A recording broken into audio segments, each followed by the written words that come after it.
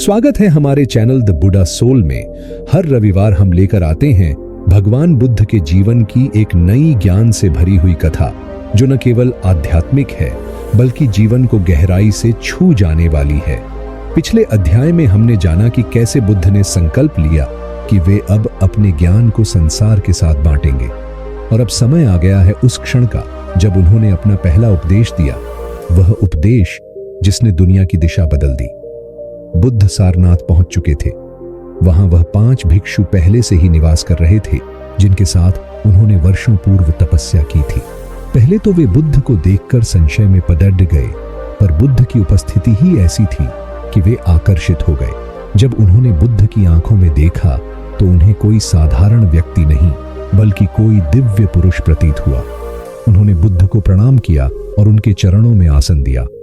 बुद्ध मौन थे, पर उनके चेहरे पर एक गहन शांति और तेज था। फिर बुद्ध ने धीरे धीरे अपना उपदेश आरंभ किया, वह उपदेश जिसे हम आज धम्मचक्कपवत्तन सूत्र के नाम से जानते हैं। बुद्ध ने कहा, भिक्षुओं, 2 अतियों से बचना चाहिए। एक है भोग विलास की अति और दूसरी है आत्मयातना की अति। दोनों मार्ग अनुचित हैं। इनके बीच का मार्ग, मध्य मार्ग, ही मोक्ष की ओर ले जाता है। यह वही मार्ग है जिसे मैंने अनुभव किया है और जो ज्ञान और विवेक से परिपूर्ण है।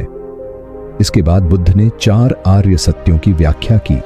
उन्होंने कहा, पहला सत्य है दुख। जीवन में जन्म, मृत्यु, रोग, बुढ़ापा, बिछुड़ना, चाहत न पूरी होना, ये सब दुख हैं। कोई भी व्यक्ति इनसे नहीं बच सकता। दुख जीवन का हिस्सा है, लेकिन इसे समझना ही पहला कदम है। जब तक हम दुख को स्वीकार नहीं करते, हम उससे बाहर नहीं निकल सकते। दूसरा सत्य है दुख का कारण। यह तृष्णा है सुख की, भोग की, जीवन की। जब तक मन किसी वस्तु से बंधा रहेगा, दुख बना रहेगा। यह तृष्णा ही हर कष्ट की जड़ है। हम जितना पाने की चाह रखते हैं, उतना ही हम दुख से जुड़ते जाते हैं।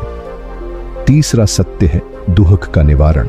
जब तृष्णा समाप्त होती है, तब दुख भी समाप्त होता है। यह वह स्थिति है जहां मन पूरी तरह से शांत हो जाता है। यही निर्वाण की ओर पहला कदम होता है।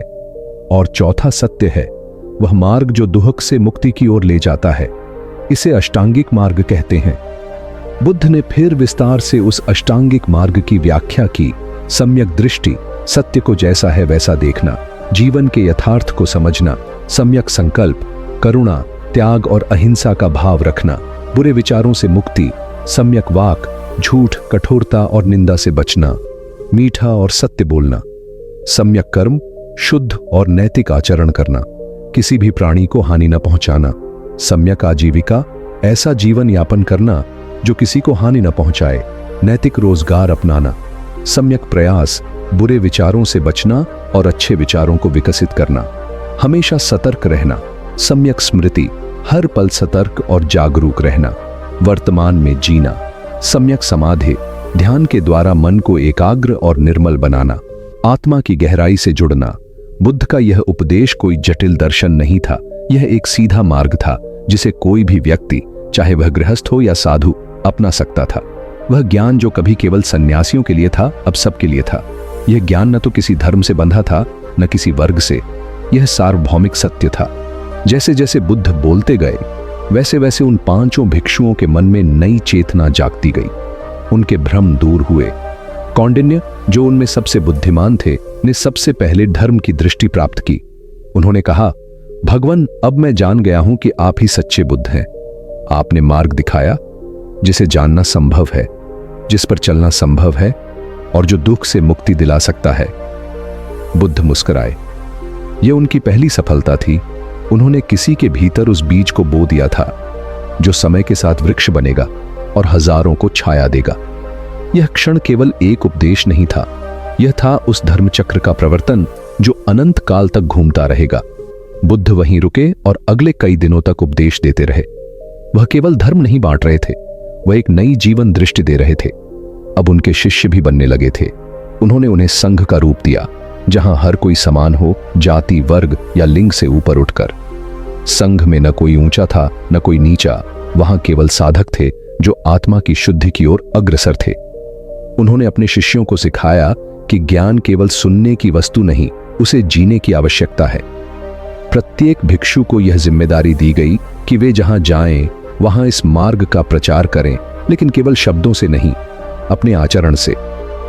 बुद्ध के उपदेशों का प्रभाव इतना गहरा था कि केवल कुछ ही दिनों में कई लोग उनके अनुयायी बन गए। सारनाथ में एक नई ऊर्जा का संचार हुआ। गांव-गांव से लोग आने लगे, राजा से लेकर सामान्य जन तक। सबको यही लग रहा था कि यह कोई साधारण व्यक्ति नहीं, स्वयं करुणा और ज्ञान का स्वरूप है।